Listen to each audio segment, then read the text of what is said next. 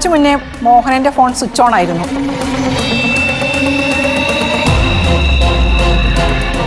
മോഹൻ ഇവിടുത്തെ ഒരാളെ വിളിച്ച് കുറച്ചു നേരം സംസാരിച്ചു.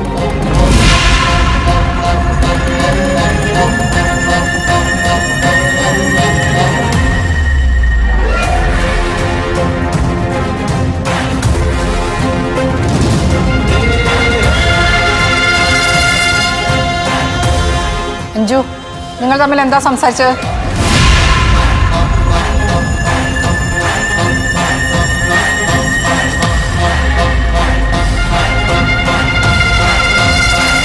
എല്ലാരും പഠിച്ചിട്ടില്ല. അഞ്ജു, വളരെ മാന്യമായിട്ടാണ് ഞാൻ ചോദിക്കുന്നത്. സാധാരണ എൻ്റെ രീതി ഇങ്ങനെയല്ല.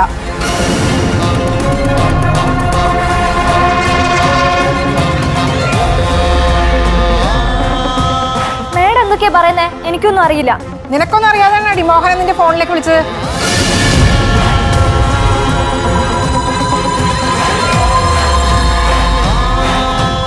സുധ, ഞാനിവിടെ അറസ്റ്റ് ചെയ്യാ.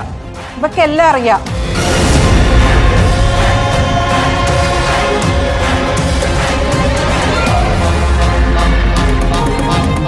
അഞ്ജു, നിനക്ക് എന്തെങ്കിലും അറിയെങ്കിൽ പറയ്.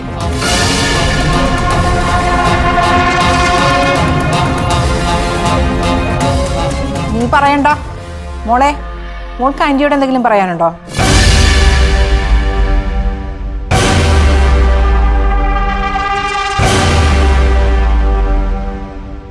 മോള് പേടിക്കണ്ട. മോള് ധൈര്യമായി പറഞ്ഞോ. മോൾ ആരും ഒന്നും ചെയ്യില്ല. വല്യച്ഛൻ ഇവിടെ വന്നിരുന്നു.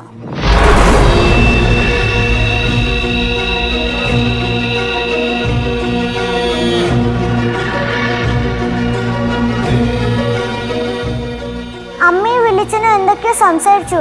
പക്ഷെ അതെന്താണെന്ന് ഞാൻ കേട്ടില്ല. വല്യച്ഛൻ തിരിച്ചുപോയി.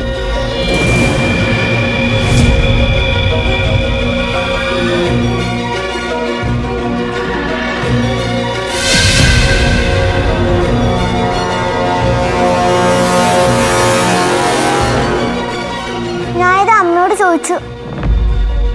വല്യച്ഛനെയും അമ്മയും സംസാരിച്ച കാര്യം ആരോടും പറയരുതെന്ന് പറഞ്ഞു. ഞാൻ പറയുന്ന പറഞ്ഞപ്പോ അമ്മ എന്നെ തല്ലി.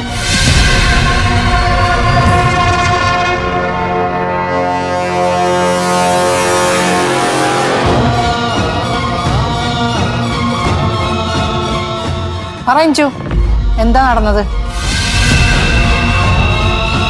പറയടി.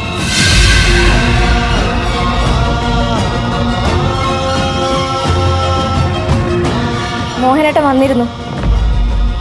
ഏട്ടത്തി നാളെ എക്സാം എഴുതാതിരിക്കാൻ വേണ്ടി മാറി നിൽക്കുക. എല്ലാവരും ഏട്ടത്തിക്ക് നേരെ തിരിഞ്ഞത് മോഹനേട്ടൻ വരാതിരിക്കുന്നുള്ള പേടിയിലാണ്. അത് മോഹനേട്ടൻ വന്നപ്പോൾ ഞാൻ പറഞ്ഞു, ഏട്ടത്തി എക്സാം എഴുതാതിരിക്കാൻ മോഹനേട്ടൻ എന്തും ചെയ്യും. ഞാനും ചെയ്യും.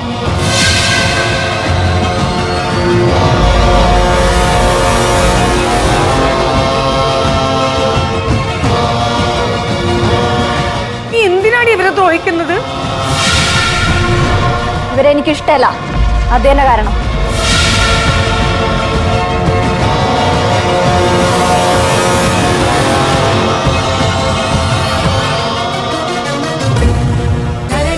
ഫ്ലവേഴ്സ് 9ാം വാർഷിക നിറവിൽ